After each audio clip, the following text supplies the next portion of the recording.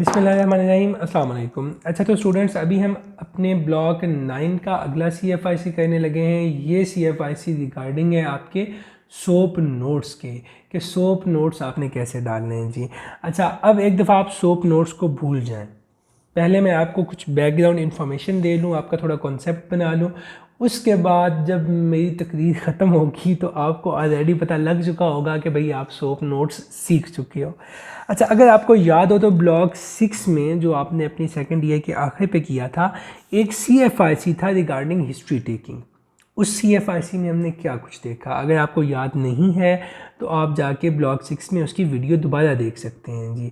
अच्छा, उसमें हमने क्या कुछ किया था, उसमें हमने हिस्ट्री टेकिंग में मैंने आपको बताया था कि अच्छा जी, आपने प्रेजेंटिंग कंप्लेन सबसे पहले पेशेंट की नोट करनी है। हिस्ट्री ऑफ प्रेजेंट इलनेस वो उसमें मैंने कुछ चीज़ें बताई थी, ये आपने ऐसे ऐसे चीज़ें याद रखनी है। देन पास्ट मेडिकल हिस्ट्री आपने पूछनी है, past surgical history, past drug history, allergic history, family history, social, personal, gynaecological, menstrual history, systemic review. ये वो चीज़ें थी जो मैंने वहाँ पे आपको हिस्ट्री में बताई थी।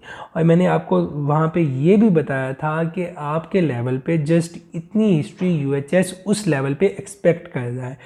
इसके बाद चीज़ें और होती हैं, एग्जामिनेशन वगैरह होता है, लेकिन UHS ने सेकेंड ईयर में ब्लॉक 6 में आपसे सिर्फ ये वाली चीज़ें एक्सपेक्ट की थी। अच्छा, अब जब ये चीज़ें आपको आ गई उसके बाद क्या करना होता है। अब लेट्स सपोज आप एक पेशेंट को चेक कर रहे हैं, उससे हिस्ट्री ले रहे हैं। अब हिस्ट्री आप किस लिए ले रहे हैं, जो हमने पिछला CFIC किया है, मैंने आपको बताया कि हमने एक डायग्नोसिस बनाना होता है। उस डायग्नोसिस में हमने हिस्ट्री तो सारी ले ली। अच्छा, हिस्ट्री के बाद अब हमने लिए पेशेंट के वाइटल्स। वाइटल में वही जी, आपने BP ले लिया, रेस्पिरेटरी रेट ले लिया, SpO2 ले लिया, इससे और चीज़ें होती हैं वो आपने लेके चेक कर ली कि अच्छा जी, जो मेरा पेशेंट है उसके वाइटल्स क्या है। पहले वो वाली हिस्ट्री लेने के बाद one by one, step by step मैं आपको बता रहा हूँ कि आपने पहले पेशेंट की सारी हिस्ट्री ली, उसके बाद आपने वाइटल्स लिए पेशेंट के कि जनाब पेशेंट के ये वाइटल्स हैं। उसके बाद आपने जी फिज़िकल एग्जामिनेशन किया। फिज़िकल एग्जामिनेशन में मैं आपको थोड़ा बहुत बता चुका हूँ कि अच्छा आपने किस तरह करना होता है फिज़िकल एग्जामिनेशन। ये हर डिज़ीज़ में या हर पेशेंट में फ़िज़िकल एग्जामिनेशन उसके अकॉर्डिंग होता है।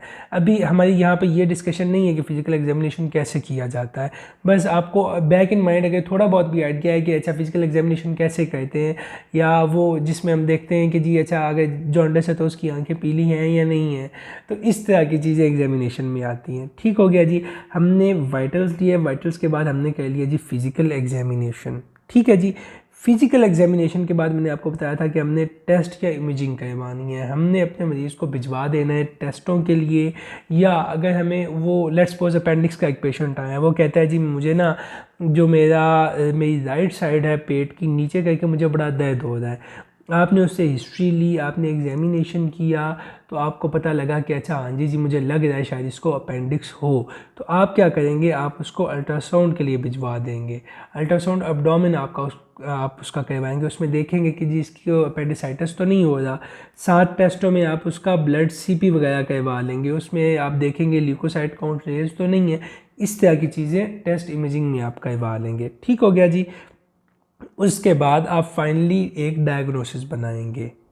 अब मैं एग्जांपल के साथ आपको बताता हूँ सो दैट कि आपको समझ लग जाए। अब लेट्स सपोज, अच्छा जाएंगे हम एंड पे सोप नोट्स पे ही, वो आप बेफिक्रमंद हो जाए। अच्छा जी, अच्छा बेफिक्रमंद ही होना है, आपने बेफिक्र नहीं होना। अच्छा, हमने क्या किया, अब लेट्स सपोज एक पेशेंट हमारे पास आया, वो कहता है कि जी अपेंडिक्स वाला पेशेंट ले लेते हैं कि जी मुझे ना मेरे पेट में राइट साइड पे नीचे की तरफ दर्द हो रहा है। ठीक हो गया जी। अच्छा, ये अब आपको वो हिस्ट्री दे रहा है कि डॉक्टर साहब मुझे ना पेट में राइट साइड पे नीचे की तरफ दर्द हो रहा है। तो आपने उससे पूछा कि अच्छा ये दर्द कहाँ से शुरू हुआ था, तो वो आपको बताएगा कि अच्छा मेरी जो अम्बलाइकस है ना उसके अराउंड पहले ये दर्द हो रहा था, वहाँ से ये राइट आपका जो इलीक फोर्स है उसमें मूव कर गया है दर्द, तो मुझे ये हो रहा है। अच्छा, आप उससे पूछेंगे अच्छा आपको इसके साथ कोई उल्टी वगैरह तो नहीं आ रही, वो कहेगा उल्टी तो नहीं आई लेकिन ना मेरा जी कर रहा है उल्टी को, कि ऐसे लग रहा है जैसे मुझे अभी उल्टी आ जाएगी, मुझे जी नौजिया हो रहा है। ठीक है। अच्छा आपने कह दिया ये भी ठीक है जी। फिर आप पूछेंगे कि अच्छा आपको कोई भूख वगैरह साथ में लग रही है या नहीं लग रही। वो कहेगा नहीं डॉक्टर साहब मैंने तो आज सुबह नाश्ता भी नहीं किया, तो मुझे कल रात दर्द स्टार्ट हुई थी, मैंने सुबह नाश्ता भी नहीं किया, मेरा दिल ही नहीं कर रहा था खाने को। तो आपको पता चल जाएगा अच्छा एनोरेक्सिया भी है। अच्छा अब ये जो फाइंडिंग्स आपने यहाँ पे देखी हिस्ट्री में, आपको बैक इन माइंड थोड़ा बहुत आइडिया हो गया कि अच्छा मुझे ना अपेंडिक्स लग रही है। अब आपने किया उसके वाइटल्स लिए। वाइटल्स में आपने देखा अच्छा ब्लड प्रेशर जो है ना वो नॉर्मल है, रेस्पिरेटरी रेट थोड़ा सा रेज है, SpO2 भी नॉर्मल है, जो और वाइटल्स आपने लेने थे आपने वो सारा कुछ ले लिया। उसके बाद आपने क्या किया, फिज़िकल एग्जामिनेशन पे आ गए। फिज़िकल एग्जामिनेशन में आपने उसको कहा कि अच्छा बेटा आप लेट जाएं यहाँ पे अपने पाँव ऊपर करके, और मैं आपको आपका पेट का मुआयना करूँगा। आपने क्या किया, आपने वो जो राइट इंग्वाइनल फोसा था जहाँ पे उसको दर्द हो रही थी, आपने वहाँ पे दबा के देखा। अगर आपको याद हो तो मैंने आपको एब्डोमिनल फाइंडिंग्स अगर करवाई हुई हैं तो आप वो दोबारा देख सकते हैं कि आपने एक एब्डोमेन का एग्जामिनेशन कैसे करना होता है। आपने उसको दबाया वहाँ से, आपने देखा अच्छा ये टेंडर तो नहीं है, इसमें रीबाउंड टेंडरनेस तो नहीं है। अच्छा जो चीज़ें मैं अभी बोल रहा हूँ ना अगर आपको नहीं भी आती तो ऐसे मसले की बात नहीं है, क्योंकि मैं ये एग्जाम्पल के तौर पे आपको बता रहा हूँ। ठीक हो गया जी। अच्छा आपने रीबाउंड टेंडरनेस वगैरह जो भी एग्जामिनेशन में पॉइंट्स होते हैं वो देखे, वो सपोर्ट कर रहे थे कि हाँ जी इसको अपेंडिसाइटिस हो सकता है। अच्छा आपने उसके बाद क्या किया कि आपने कहा कि अच्छा यहाँ तक फिजिकल एग्जामिनेशन तक मुझे लग रहा है कि उसको अपेंडिसाइटिस है। अब मैंने टेस्टों के लिए और इमेजिंग के लिए बंदा भेज दिया। मैंने ब्लड CP करवा लिया, जो अपेंडिसाइटिस होती है उसमें जो WBC काउंट होता है वो रेज होता है, न्यूट्रोफिल काउंट रेज होता है। साथ ही आपने अल्ट्रासाउंड एब्डोमेन पेल्विस करवा लिया, इससे आपको पता चल गया कि अच्छा जी अल्ट्रासाउंड एब्डोमेन सॉरी, इससे आपको पता चल गया कि अच्छा जी जो अपेंडिक्स की वॉल की विड्थ है वो अभी इतनी है तो अपेंडिसाइटिस हो सकता है या नहीं हो सकता। ये चीज़ें देखने के बाद लेट्स सपोज अल्ट्रासाउंड में भी आ गया जी अपेंडिसाइटिस है, CP में भी WBC काउंट रेज था। अब आपको फाइनलाइज हो गया कि अच्छा मेरा जो डायग्नोसिस है वो है जी अपेंडिसाइटिस। अब जब फाइनलाइज हो गया कि अपेंडिसाइटिस है, उसके बाद आप एक प्लान फार्मूलेट करेंगे। प्लान क्या होगा, प्लान ये होगा कि अब ऑब्वियसली उसको अपेंडिसाइटिस है, तो आप कहेंगे कि जी अच्छा इसकी जो अपेंडिक्स है ना वो मैं रिमूव करवा देता हूँ, मैं इसका ऑपरेशन करता हूँ, अपेंडेक्टमी कर देता हूँ, अपेंडिक्स को रिमूव करवा देता हूँ। तो पहले नंबर पे तो ये आ गया। साथ में आपने कहा अच्छा जी इसको साथ में एंटीबायोटिक कवर भी देना चाहिए। ठीक है जी। साथ में आपने कहा कि अच्छा एक और बात कि इसका तो मैंने ऑपरेशन करना है, तो ऑपरेशन से कोई 8-10 घंटे पहले तो खाना पीना नहीं होता, तो आप कहेंगे इसको जी NPO करवा दें, नथिंग पर ऑरल, इसने ऑरली कुछ भी नहीं लेना। साथ आप और क्या कहेंगे, आप इसके जो बाकी हैं वो टेस्ट वगैरह वो भिजवा देंगे जो ऑपरेशन से पहले ज़रूरी होते हैं, लाइक वो आपके RFTs वगैरह, आपके वो PT या PTT वगैरह वो जो काफ़ी टेस्ट होते हैं वो आप वो भिजवा देंगे। तो इस तरह आप एक प्लान बनाएंगे। ठीक हो गया कि अब इस मरीज़ को हम ये ऐसे ऐसे लेके चलेंगे। अच्छा अब अगर ये चीज़ें आपको समझ आ गई हैं ना, तो आपको सोप ऑलरेडी समझ आ चुका है। ठीक है, सोप होता क्या है, सोप में जो S है इससे मुराद होता है जी सब्जेक्टिव। ठीक है जी, ये है हमारा सब्जेक्टिव, ये ऑब्जेक्टिव। ठीक हो गया, ये है जी असेसमेंट, और ये है जी प्लान। अच्छा अब ये सारी चीज़ें जो हमने ब्लॉक 6 में की थी कि हमने हिस्ट्री ली थी, presenting complain, history of present illness, past medical history, ये जो चीज़ें थी ये सारा कुछ आ जाता है आपके सब्जेक्टिव में। मतलब जो ये चीज़ें हैं ये सब्जेक्टिव की हेडिंग के अंदर आती हैं जी। ठीक हो गया, इन चीज़ों को हम कहते हैं ये सब्जेक्टिव है। उसके बाद जो ऑब्जेक्टिव है वो क्या है जी, वाइटल्स, फिजिकल एग्जामिनेशन और टेस्ट इमेजिंग, ये 3 चीज़ें ये आ जाती हैं हमारे ऑब्जेक्टिव में। Got it. अच्छा उसके बाद सब्जेक्टिव और ऑब्जेक्टिव की बेसिस पे आपने डिफाइन कर लिया कि अच्छा इसको अपेंडिक्स है। अब ये जो आपने डायग्नोसिस बनाया है कि इसको जी अपेंडिसाइटिस हो रहा है, ये थी आपकी असेसमेंट। तो सोप में जो 3rd A है असेसमेंट वाला, वो आपका ये डायग्नोसिस है, ये है जी आपकी assessment.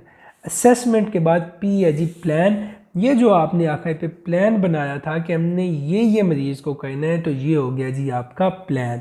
So this is your subjective, ये जो पर्पल के साथ मैंने लिखा हुआ है दिस इज़ योर ऑब्जेक्टिव, ये वाला डायग्नोसिस आपकी assessment, and then at the end आपने एक प्लान फार्मूलेट किया। अच्छा, अब एक और चीज़ मैं आपको बता सकूँ, मुझे पता है कि आपको कहाँ पे मुश्किलात होंगी। ये सारा कुछ तो आपको पता लग गया कि सोप नोट्स होता क्या है। अब कुछ लोग इसको वो गूगल पे सर्च करेंगे, जब सर्च करेंगे तो वहाँ पे क्या दिया हुआ होगा जनाब, कोई 5 से 6 लाइनों की ना वो एक पिक्चर दी हुई होगी, वो लिखा होगा कि ये सोप नोट्स हैं। ठीक है, जो जिन्होंने देखी है ये बात मैं उनके लिए कह रहा हूँ। अच्छा, सोप नोट्स वो लिखे हुए हैं वो भी ठीक है, मतलब वो कैसे ठीक है, यहाँ पे तो हमने इतनी ज़्यादा चीज़ें डिस्कस की कि ये चीज़ें सोप नोट्स में आती हैं। उसमें क्या होता है कि अच्छा, अब ये सारा कुछ तो आपने, अब आपके पास एक अपेंडिसाइटिस का पेशेंट आया, ये सब कुछ आपने उसका बना लिया, सोप नोट्स आपके बन गए। अब वो मरीज़ आपके जी, आपने उसका अपेंडेक्टमी कर दी, वो मरीज़ आपके वार्ड में आ गया। अब वार्ड में आप डेली बेसिस पे ये सारी चीज़ें तो ऑब्वियसली नहीं करेंगे, ठीक हो गया जी। अब जब आप लेट्स सपोज आपने उसकी अपेंडेक्टमी कर दी है, अगले दिन आप सुबह वार्ड में गए हैं, तो आप सब्जेक्टिव एस जब आप लिखेंगे तो आप उससे पूछेंगे जी हाँ जी भाई आप कैसी तबीयत है आपकी, वो कहेगा हाँ जी बिल्कुल ठीक है। आप कहेंगे कोई मसला वगैरह तो नहीं है, तो वो कहेगा कि हाँ जी मुझे ना ऑपरेशन की जगह पे दर्द हो रहा है, ठीक हो गया। तो अब उसकी प्रेजेंटिंग कंप्लेन है मुझे दर्द हो रहा है इस जगह पे, तो सब्जेक्टिव में ये प्रेजेंटिंग कंप्लेन आ जाएगी, ठीक हो गया। उसके अलावा कोई और अगर उसको साथ में उल्टियाँ आ रही हैं आप वो लिख देंगे सब्जेक्टिव में। उसके बाद ऑब्जेक्टिव आ जाएगा। ऑब्जेक्टिव में मैंने आपको बताया कि ऑब्जेक्टिव में होते हैं जी vitals, physical examination, test imaging वगैरह। तो वाइटल्स में ऑब्जेक्टिव में आप क्या करेंगे, डेली बेसिस पे आप जब वार्ड में जाएंगे आपने मरीज का ब्लड प्रेशर लेना है, रेस्पिरेटरी रेट, SpO2, मतलब जो वाइटल्स आ रहे हैं आपके, पल्स वगैरह, वो सारा कुछ आपने लेना है। यहाँ पे पल्स मैंने मिस कर दिया था, तो the fourth thing is pulse जो कि इम्पॉर्टेंट है। तो blood pressure, respiratory rate, SpO2, pulse, ये आप ऑब्जेक्टिव में उसका लिख देंगे। उसके बाद आप करेंगे जी असेसमेंट, ठीक हो गया। असेसमेंट में आप लिख देंगे कि ये तो हमें पता है कि इसको अपेंडिसाइटिस हुआ है, अपेंडेक्टमी हुई हुई है, तो आप लिख देंगे कि इसको जी हमारा ये पेशेंट है अपेंडिसाइटिस का, post op day, post op कहते हैं कि ऑपरेशन के बाद डे इतना है और अभी इसको कोई मसला नहीं है, या अगर कोई मसला है तो फ़लाँ मसला है। उसके बाद आप लिखेंगे अपना प्लान।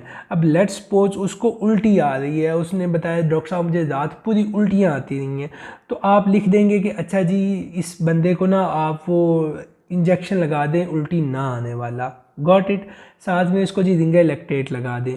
तो ये आपने अपना प्लान लिख दिया, ठीक हो गया जी। अच्छा, ये सारी चीज़ें सोप नोट्स में एज इट इज़ आती हैं। जो वहाँ पे आपको लिखा हुआ नज़र आएगा पिक्चर में, या जो आप डेली बेसिस पे एक ऑलरेडी चेक्ड पेशेंट का वार्ड में लिख रहे होंगे, वो ये चीज़ें लिख रहे होंगे कि आप सुबह पेशेंट के पास जाएंगे, उससे पूछेंगे जी कोई मसला तो नहीं है, सब्जेक्टिव की हेडिंग में जो जो मसले आ रहे हैं आप वो लिख देंगे। देन आप ऑब्जेक्टिव में उसके वाइटल, फिजिकल एग्जामिनेशन, और अगर आपने कोई टेस्ट उसका भिजवाना है।